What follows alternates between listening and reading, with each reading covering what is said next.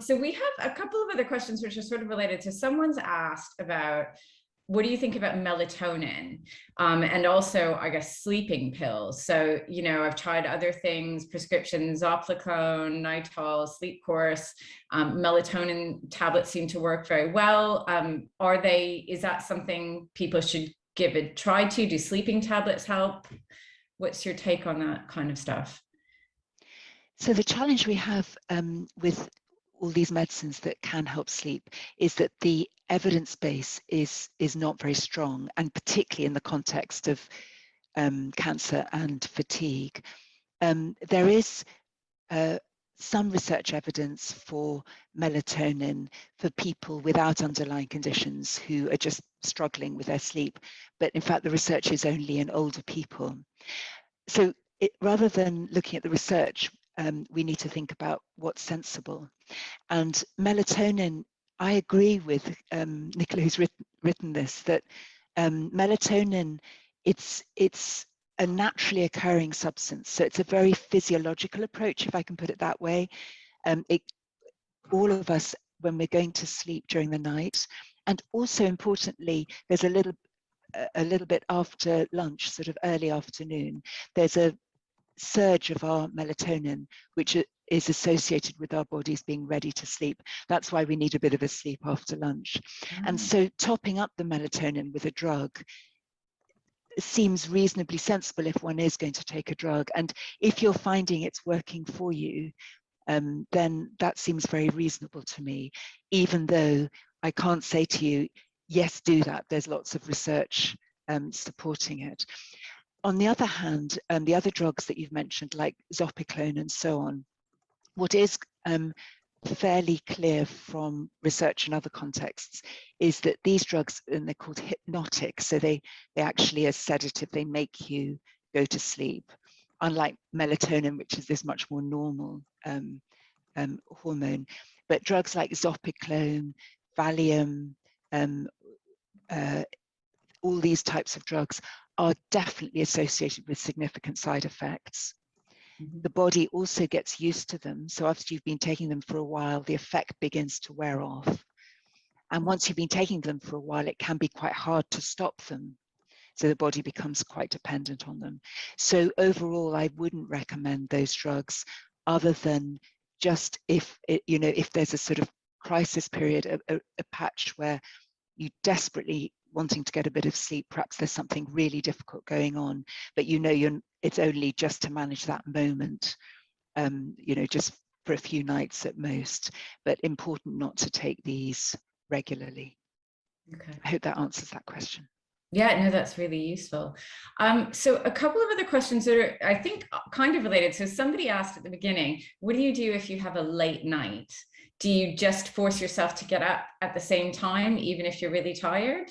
And then someone else has said, how do you manage being awake for 1 to 3 hours during the night? Because I guess that also then would make it harder to get up if you set your alarm for 7 a.m. or something. But do we just, ideally, if we're trying to force our bodies into a new regimen, we need to just push through? Shall I start, Julie, or do you want to? You want to start, and I'll chip in. So we'll both chip in.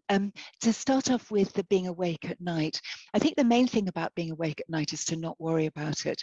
There is some historical evidence to suggest that humans used to have a sleep that comes in 2 patches, so they call it biphasic, two phases of sleep, particularly over winter before electricity.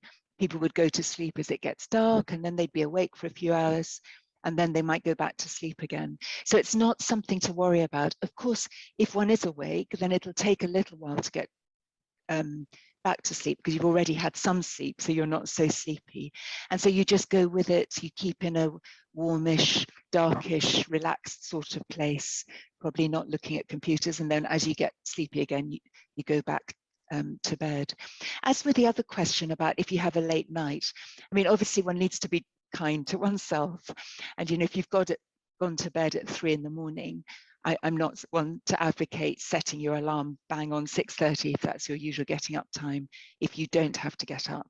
But having said that, in general, if you're a little bit strict with yourself and run tired, in other words, that forcing oneself a little bit to be on the tired side during the day, then when you get to bed the next night, you instantly or fairly quickly sleep, rather than being awake in bed.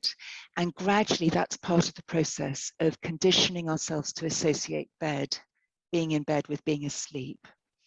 So there is one form of sleep therapy, which doesn't involve drugs, which is called sleep restriction therapy, which involves, for example, if you're only sleeping about 4 hours a night, you might only allow yourself to be in bed for 3.5 hours a night. This is a bit extreme what I'm saying now. This is my worst nightmare. Yeah, but if you're only sleeping 4 hours, you just, it's not great anyway. You restrict yourself a bit more. You do that each night, and you gradually get so tired that if after a week you increase it by 1/4 of an hour, you'll sleep really well for the 3 3/4 hours, and then gradually lengthen the amount of time you're in bed. And at the end of that, people may often sleep 7 or 8 hours because they've slowly conditioned themselves to associate being in bed with being asleep. Sorry, Julie, over to you. No, I was just going to really confirm what Hannah had said, really, in saying that, you know, the body really likes routine, so trying to keep to that as much as we can, but we recognize it's real life, and, you know, it's a bit like the boom bust pattern. We're not going to avoid that all of the time, but when if we can avoid it being the norm, that will be helpful. And the other thing, just to say, if you've had that period, you want to break the cycle. If anyone is in a cycle of restlessness at night and not sleeping and just really feeling frustrated, or, you know, being in bed and just tossing and turning, we want to try and break that cycle a bit, so getting up and then going back to bed. But if somebody is quite restful, that just allowing the body to rest but not worry too much about it as well is helpful. No, that is really useful. So that leads me on to my next question, which is, how bad are naps? If you're trying to get a good night's sleep, is it wrong to nap? Well, I'm Greek, so you can guess what the answer is going to be. And a siesta after lunch is a good thing. And actually that is evidence-based as well. And we were talking earlier about melatonin. So the natural cycle of melatonin in the body is to be higher at night. And then there's a bit of an increase again early afternoon. So in general, we say that if you are going to have a nap, it's best to have it in that early afternoon time after lunch, and ideally not more than one sleep cycle. So perhaps limiting the sleep to 45 minutes or so. And then it's very unlikely to impact on your nighttime sleep. But if you sleep a lot longer then, or if you sleep at other times of day, particularly late afternoon or early evening, it's very likely to impact on the nighttime sleep. Okay, so that's good news. So you can take a nap, but you need to do it sort of 1:30, 2 o'clock for 45 minutes max. Yeah, whenever feels right to you, when you're beginning to get a bit sleepy after lunch. Yeah, I used to live in Vietnam, and the entire country took a nap between 1 and 2, which I loved. It was perfect for me, but they got up really early, so it was, different. Someone said, can they have a nap once the Zoom's finished? Of course you can. Conrad, I think that you've raised it. I know we're joking, but I think we've raised a really important point, because it depends what people's routines are as well.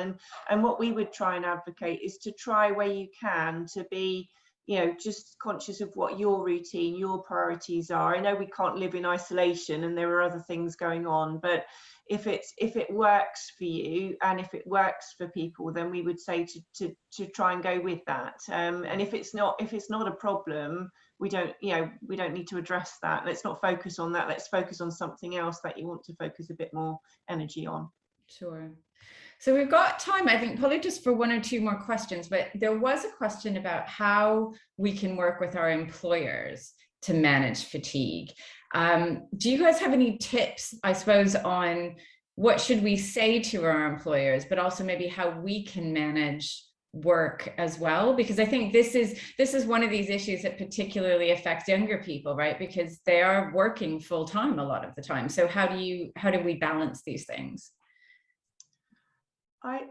I think, shall I go, Anna, and then you chip in? Yeah. I think in working with people, one of the things that's been really helpful is to try and be as clear as you can do with the things that you need from your employer or the things that you're experiencing, and try not to be worried about mentioning those. Lots of people feel like, I can't mention that because they're going to think I can't do my job properly, or they're not going to allow me back, or I'm not going to get that if I ask for it. But using some of the tools that we talked about, we have had people to go to their employer and say, I experience cancer related fatigue, I need X, Y, and Z to do. I need to do X, Y, and Z in my day that helps me to manage that fatigue and makes me more productive. So how can we work together to support me in doing these things? And often it will be, maybe timing of some breaks so that you've not got really long periods of having to focus and concentrate, which we know is really energy consuming. Or it might be just those reasonable adjustments that employers are required to make when somebody returns to the workplace. So I think it's being not assuming also, if employers haven't had any experience, they're not going to know what fatigue is. And as we said, it sometimes can be very misunderstood, particularly if you're looking well, you're coming back to work, everything's really positive, and they won't understand what really is going on. So I think being clear with employers about what your needs are, what you're experiencing, and the kind of things that you are doing and that you need in your day to be able to manage the fatigue. Yeah, and I suppose just if there is anyone on this call who is maybe newly diagnosed or doesn't know, when you are diagnosed with cancer, you are actually considered disabled for the sort of purposes of the Equality Act. And I know that you may not feel like you fit into that box or that label, but actually it does give you the ability to ask for reasonable adjustments in your work. So yeah, it's actually a really important protection, isn't it? Yeah.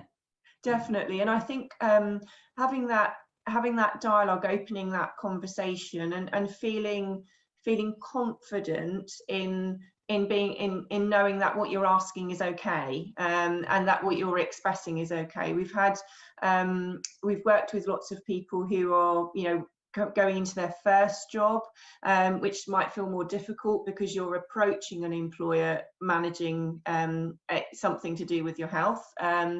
But we've had positive conversations from that point of view. We've been able to negotiate some work adjustments and graded returns to work, or adjustments of hours or ways of working with people who are established in workplaces. And sometimes acknowledging that it's not, obviously not everybody has the ideal employer, unfortunately. So sometimes it can be quite tricky. So I would really suggest, I know in this area we've got a few trusts and charities who support with coaching or with employer-based issues, not in terms of law, but they do deal with the issues in terms of, let's have a practice at how that conversation is going to go for you, and let's maybe pick up some of those things that might not be so easy to go through. So it's really worth asking from a support point of view as well, and having a look at what's available in your area, because those are things that can be really helpful to support people through that process as well. Yeah, absolutely. And I think also from, through Shine, I think one of the things, and it can be really difficult, but one of the things I've seen is that actually if you approach your employer and explain what's going on, and you have a bit of a plan or can offer options, that you're being proactive rather than maybe them wondering what's going on with you. Because often we think we've got a flashing light above our head saying cancer, cancer, cancer, but people can't see that, right? We're walking around with it and it's invisible. And that's one of the things about fatigue, is that it's invisible. I know we're over time, but 2 more minutes. There's one question that I just wanted to get to, which is because I think it does affect a lot of people in the Shine community who have young children. If you have a baby or a toddler, they are exhausting and you're exhausted already. Do you have any tips on how you might be able to manage that? So, I mean, you hear sometimes like, oh, sleep when the baby's sleeping. But is that what you should be doing? Do you have any other thoughts on what people could do to manage that? No magic wands here. It is exhausting for absolutely everyone, even without at the same time managing cancer-related fatigue. I think there is wisdom in that, that old wives' tale of sleep when the baby's sleeping. I think the main thing is actually in the way one approaches it in one's mind is to just be gentle with oneself. So self-compassion, this is hard, and that it's a process to go through, and that if you can rest whenever you can, so that you're getting that balance of activity, which is inevitably going to have to happen, but also conserving your energy. And all the things that we were sort of, you know, asking other people to do things, it's the same thing as we were talking about with the employer, being very proactive and asking for what you need, because people actually appreciate that. They want to help, but they're not quite sure how to help. So if you can ask the people around you for specific things that would make life easier. I know that sounds so obvious, but it's actually quite hard to do in reality. So just to feel that that's okay. Yeah, definitely. And I think, I guess also going back to your original talk, this idea of rest. So if you're going to rest when your child is taking a rest, if they rest, really resting, not just lying down and looking at your phone, but actually doing something mindful, or actually, you know, lying on the bed and just trying to actually fully relax so that you actually are resting, can be helpful. But I'm sorry, there isn't a magic wand. But I think you're right, Anna, we do need to actually ask for help and tell people, you know, if someone, because we often hear, oh, let me know if I can do anything, but actually saying, well, actually what you can do is, I do need someone to help with cleaning or with cooking. And that can be, that can make us feel uncomfortable, but it is really important. So we are 6 minutes over. I apologize. I said at the beginning of this conference we wouldn't go over, but thank you guys so much. If you have any other questions or comments, please put them in the feedback form for this session, and we'll try and get in touch and answer them as well. And Anna and Julie, thank you so much for an amazing session. We know this is a topic that probably gets the most, most questions and discussions in any of our forums. So we really, really appreciate you joining us today on a Saturday. And everyone should go off and have a nap, but be back by 2 o'clock for our keynote session. So you can have like a 35-minute nap, which would be perfect. And join at 2 o'clock for our keynote with Professor Andrew Biankin. Thanks, everyone. Have a good afternoon.